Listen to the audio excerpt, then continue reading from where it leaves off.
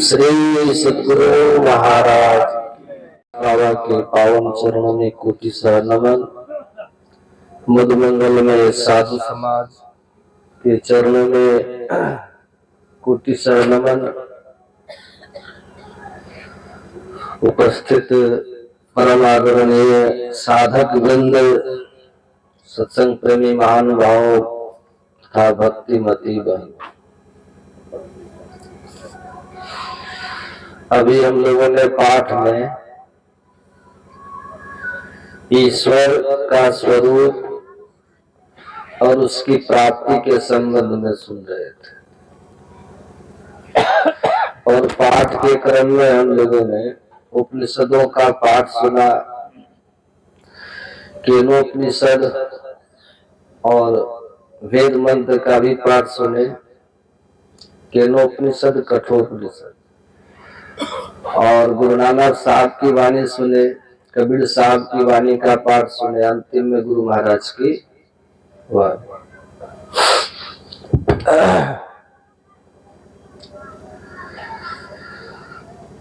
तो इन सभी पाठों का जो सार है, उनका सार यही कि ईश्वर का स्वरूप क्या है और हम उनको कैसे जान सकते हैं, कैसे पा सकते हैं, यही सब विषय है।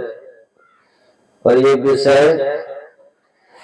कल मैंने आपको सुनाया भी था, और गुणतम विषय है और बहुत रहस्यमय विषय है। इस विषय को जो ठीक से समझ लेते हैं, जो ठीक से जान लेते हैं, उनका भटकन जो है संसार में वो छूट जाता है। इस विषय को जो बढ़िया से समझ लेते हैं और बुद्धि में एकदम बैठा लेते हैं, उसका फल संसार में भटकना तो छूटता ही है, साथ साथ उनका 84 लाख योनियों में भटकना छूट जाता है, खाली समझ लेने से। और गंभीर विषय, गूढ़ विषय और श्रेष्ठ और हमारे लिए सबसे ज्यादा लाभदायक विषय। इस विषय को वही समझेंगे जो बहुत शांत और सावधान होकर, चित्त होकर, एकाग्र होकर के सुनेंगे। चंचल बिल्कुल नहीं होंगे। आप लोग जरा सा चंचल नहीं रहेगा, समझने में जैसे थोड़ी सी भूल होगी, पूरा मामला ही खराब हो जाएगा। अब पूज बाबा आपको बहुत बढ़िया से समझाएंगे, बीच में कोई बाधा नहीं कीजिए, डिस्टर्ब नहीं कीजिएगा, ध्यान देकर बहुत सावधानी से सुनिएगा। हम थोड़ा सा सुना देते हैं। पाठ में सुन रहे तो उपनिषद के ऋषि कह रहे थे, यदि इसी जन्म में ब्रह्म को जान लिया, यदि इसी जन्म में ईश्वर को जान लिया, समझ लिया, तब तो ठीक है, नहीं तो बहुत बड़ी भारी हानि है।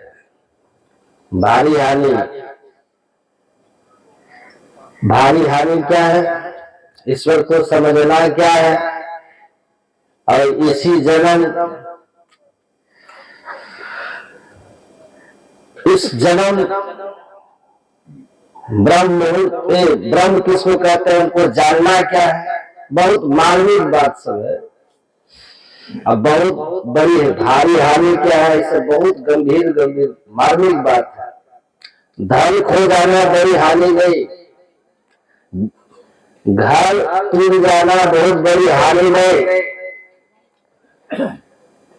पुत्र का मर जाना ये बहुत बड़ी भारी हानि नहीं, निसंतान हो जाना ये बहुत बड़ी भारी हानि नहीं है, दुनिया का सब शत्रु हो जाए आपका, ये बहुत बड़ी भारी हानि नहीं, कोई भी घाटा लग जाए, कुछ भी क्षति हो जाए संसार में, तो ये बहुत बड़ी भारी हानि नहीं है। अब हानि क्या है? हमारे गुरु महाराज कहते थे, सबसे बड़ी भारी हानि यही है कि अभी जो मानव का शरीर हम अब सबको मिला है, जो ईश्वर की कृपा से मिला है, बड़े भाग्य से मिला है। अगर हम इसी जन्म में अभी जो मनुष्य हम आप बने हैं, मानव का शरीर है सबका, यदि इसी मानव शरीर में रह करके ईश्वर को नहीं जान लिए, नहीं समझ लिए, तो भारी हानि यही होगा कि मानव का तन हाथ से छूट जाएगा। और ये मानव का तन फिर दोबारा कब मिलेगा कि नहीं मिलेगा, ये कोई जानता है? इसका कोई ठिकाना नहीं है। इसको अपने से कोई पा नहीं सकता। मानव तन आप अपने से ले नहीं सकते। इसको अपने से पाने का सामर्थ्य किसी में नहीं है। और न कोई दुनिया का बड़े से बड़े पद वाला व्यक्ति भी आपको ये दे सकता है। ये जब भी मिलेगा, जब भी ये मिलता तो एकमात्र परमात्मा के द्वारा मिलता है और ईश्वर की ही कृपा से मिलता है। और ऐसा ही मत समझिए कि ईश्वर स्वार्थी है, परमात्मा स्वार्थी है। आपके किसी गुण विशेष से रीझ करके, आपके धन दौलत को देख करके, आपकी पर प्रतिष्ठा से प्रभावित होकर के, आपके परिवार को देख करके प्रभावित होकर के तब ईश्वर आपको मानव तन देते हैं। ऐसा भी नहीं, वो बस कृपा करते हैं। इसीलिए कृपा करते हैं क्योंकि आप हम जो जीवात्मा है ना, ये ईश्वर का ही अंश है, उनकी संतान है।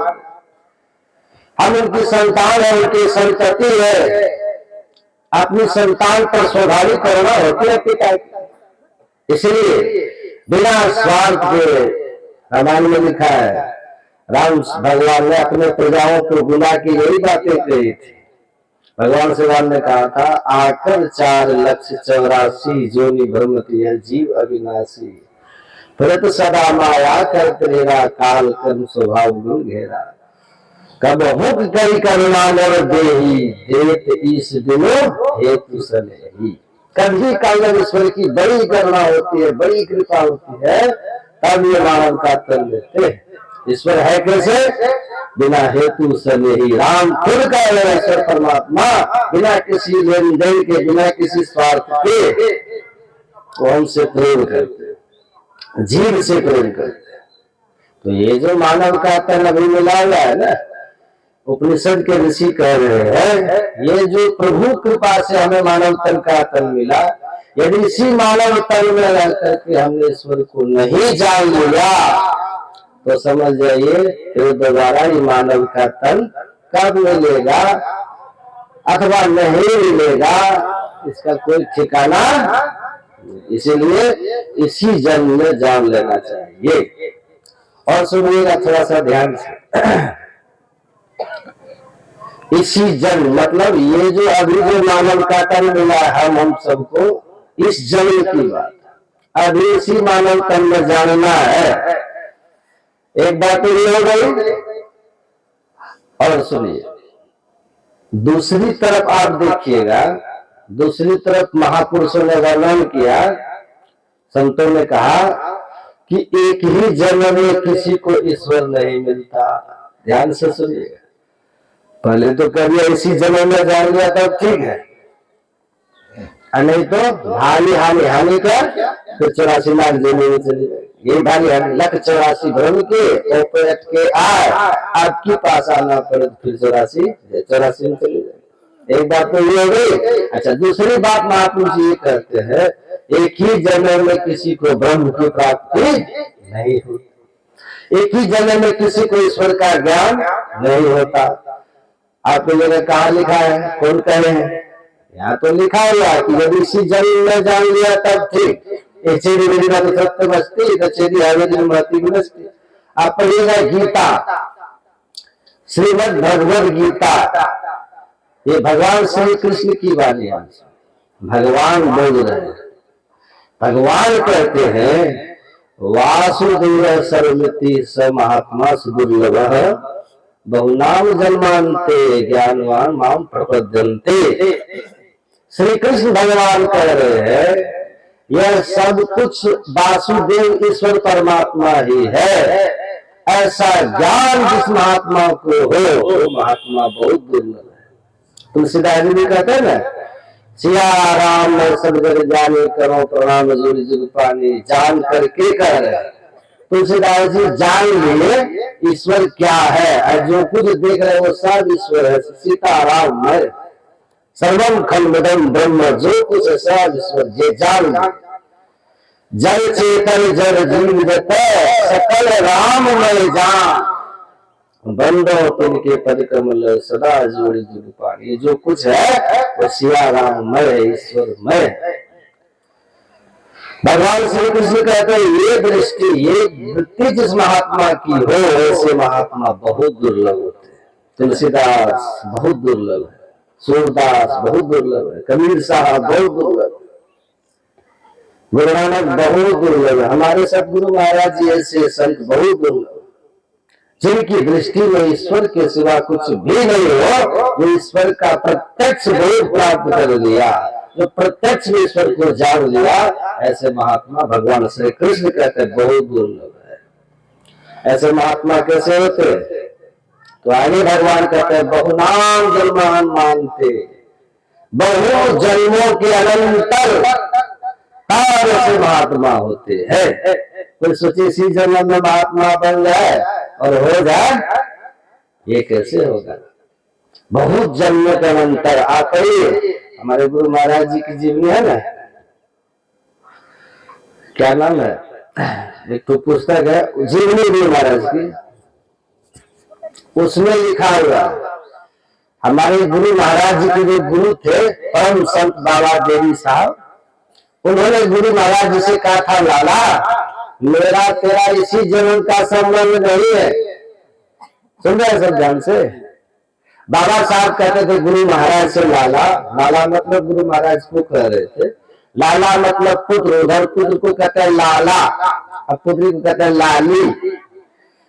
तो बाबा साहब हमारे गुरु महाराज जी को कहते थे लाला मेरा तेरा एक ही जन्म नहीं हुआ, मेरा तेरा मिलन इसी जन्म का नहीं है, पहले जन्म का संस्कार है।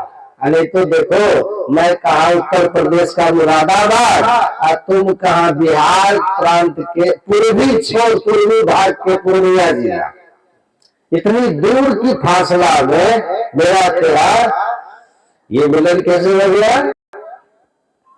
तुम मुझसे कैसे मिला, मैं तुझसे कैसे मिला? बाबा साहब कहते थे ये पहले जन्म का संस्कार है, मतलब तुम मुझसे पहले भी मिला था, मैं तुमसे पहले भी मिला था, ये पहले का संस्कार है, तब इस जन्म में फिर से मिले, है ना, जन्मों का संस्कार। फिर देखिए गीता, भगवान श्री कृष्ण यही बात गीता में कहते हैं, अर्जुन से कह रहे हैं, भगवान कह रहे हैं बहुनी में विदिता में जन्मानी तवे चार जुना अन्य मेरे सर्वानी न तो मिथ्या परम तप है अर्जुन, मेरा तेरा बहुत जन्म हो गया, मेरा तेरा बहुत जन्म हुआ है, परंतु उन सभी जन्मों को मैं जानता हूं, तू नहीं जानता, तुम्हारी वो दृष्टि नहीं है कि सब जन्मों को तू जान सको। तुम संसार के चक्कर में 84 लाख योनियों के चक्कर में रह करके बदल रहे हो, और मैं तुमको निकालने के लिए तुम्हारे पीछे पीछे चल रहा हूं। संसार के जीवों का उद्धार करने के लिए मैं बारंबार संसार में आता हूं। संभवान युगे युगे भगवान कहते हैं, हर एक युग में मैं आता हूं, बराबर आता हूं।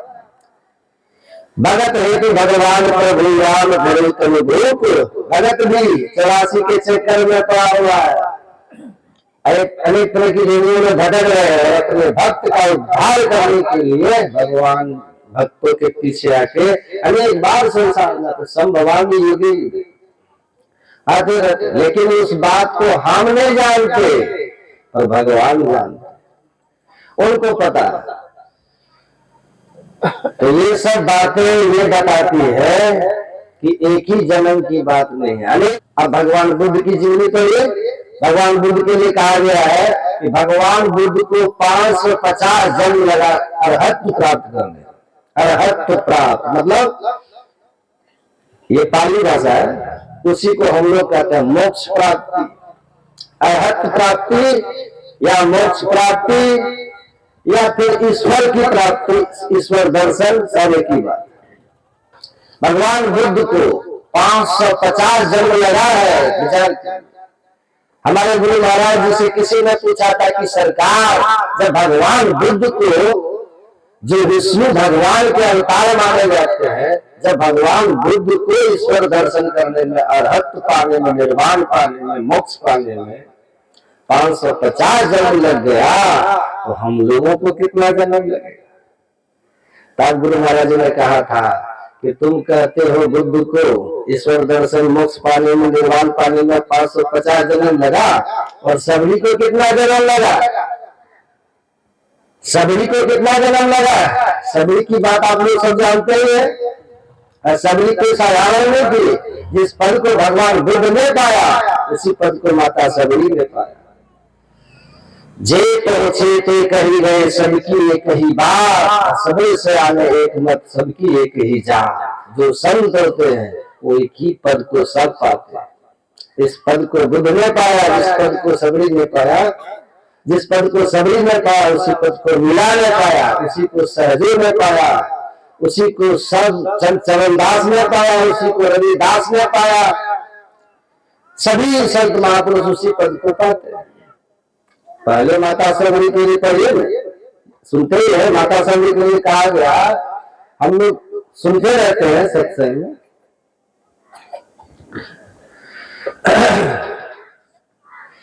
पहले जन्म में कौन थी? खिखिरनी थी। उसके बाद कुछ बाबा बैठे है ना, इसलिए हमको बोलने का हिम्मत नहीं हो रहा है। कुछ बाबा सुनाएंगे। एक माता जी बोल नहीं पाती थी, लेटी थी उनके घर में। उन्होंने कहा बाबा देखिए इनको। बाबा गए देखे तो कुछ पूछा उनसे। फिर उन्होंने कहा दीक्षा लिए है, गुरु मंत्र मिला आपको? कहा वो तो नहीं मिला। तो बाबा ने कहा तो ठीक है, कुछ भगवान का नाम लीजिए। तो क्या लिखा है कि राम राम ही कहिए ना माता जी। तो कहिए माता जी राम राम। तो बुरी कहती है आम आम। उनसे राम राम होता है नहीं था। अब जी फिसल जाती है ना, उसी तरह मेरा और ठीक से बैठ नहीं रहा है। बाबा जो आगे हमको बोलने में डर नहीं रहा है ना, कुछ बाबा सामने क्या बोलेंगे, इसलिए थोड़ा सा सेवा हमको करना पड़ रहा है।